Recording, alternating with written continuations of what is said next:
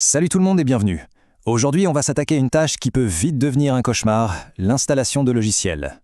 On va voir comment transformer ce processus manuel et répétitif en un déploiement automatisé, intelligent et surtout entièrement maîtrisé avec Wapt. Fini les heures perdues à cliquer, place au contrôle. Alors cette question, je pense qu'elle parle à pas mal de monde, non? Le temps qu'on peut passer à installer, configurer, mettre à jour des applications sur des dizaines, voire des centaines de postes, c'est juste énorme. C'est une perte de temps et en plus une source d'erreur constante. Eh bien c'est exactement ce problème qu'on va résoudre ensemble aujourd'hui. Voici le plan de match. D'abord, on va bien poser le problème, comprendre pourquoi c'est si compliqué. Ensuite, on va se préparer un petit environnement de travail aux petits oignons. Après, on passe à l'action, on crée un premier paquet tout simple, puis on va l'améliorer avec quelques lignes de code. Et pour finir, on jettera un œil aux fonctionnalités un peu plus avancées. C'est un parcours clair, de la douleur à la solution.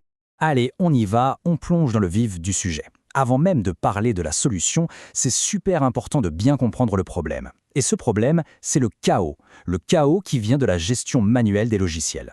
Le cœur du problème, il est là. Chaque installation faite à la main, c'est du temps perdu sur chaque machine. Surtout, ça mène à un manque total de cohérence. Sur un poste, ça marche, sur un autre, ça plante, sur un troisième, la configuration est mauvaise.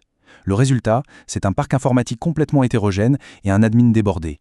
C'est tout simplement inefficace et intenable dès qu'on a plus de 10 machines. Bon, assez parlé des problèmes, on est là pour les solutions.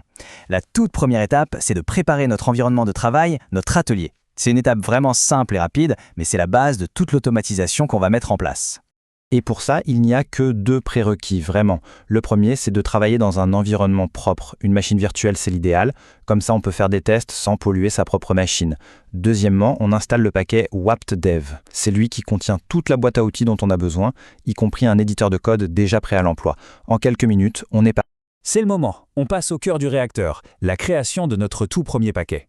L'objectif ici, c'est simple, obtenir un résultat qui fonctionne et vite, en se laissant guider par l'assistant intégré de la console Wapt. Tout commence avec cet assistant. C'est vraiment la façon la plus simple de démarrer. On lui donne un fichier d'installation, par exemple celui de 7zip, et en quelques clics, il nous génère un squelette de paquet complet, avec tous les fichiers et le script de base. On ne part jamais d'une page blanche et ça, c'est un confort énorme. Là, il y a une différence essentielle à comprendre entre les 2 grands types d'installeurs. D'un côté, on a les MSI. Eux, c'est le top. C'est un standard Microsoft, donc Wapiti sait automatiquement comment les installer sans poser de questions et comment les désinstaller proprement. C'est la voie la plus facile.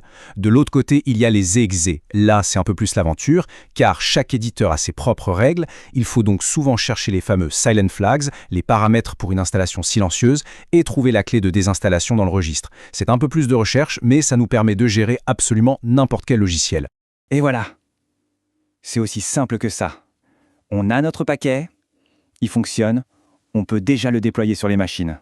C'est une première victoire, et c'est très satisfaisant. Mais ce n'est que le début. La véritable magie de Wapt, la vraie puissance, elle est dans la capacité à personnaliser ce paquet, à lui ajouter de l'intelligence.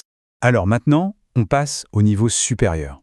On va ouvrir le capot de notre paquet et regarder un fichier qui s'appelle setup.py. C'est là-dedans que tout se passe. C'est là qu'on transforme une simple installation en un déploiement entièrement piloté. Cette comparaison, elle résume tout. À gauche, une installation de base. Le logiciel est là, c'est tout. À droite, notre paquet Wapt. Bien sûr, le logiciel est installé, mais on va bien plus loin.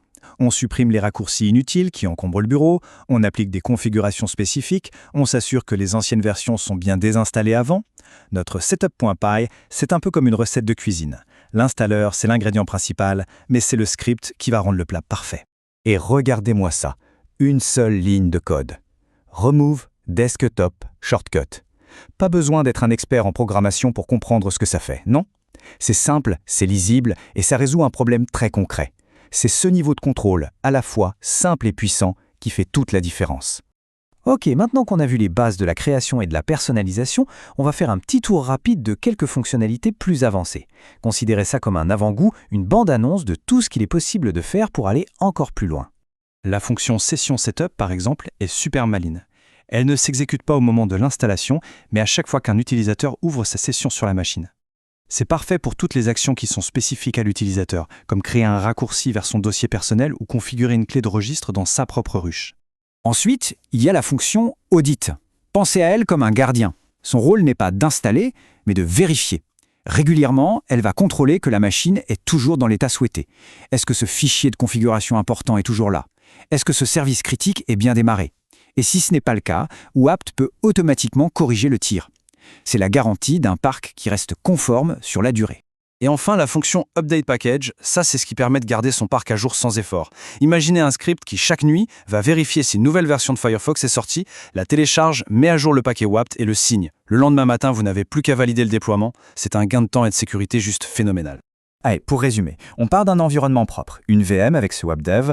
Pour démarrer en douceur, on utilise l'assistant de la console.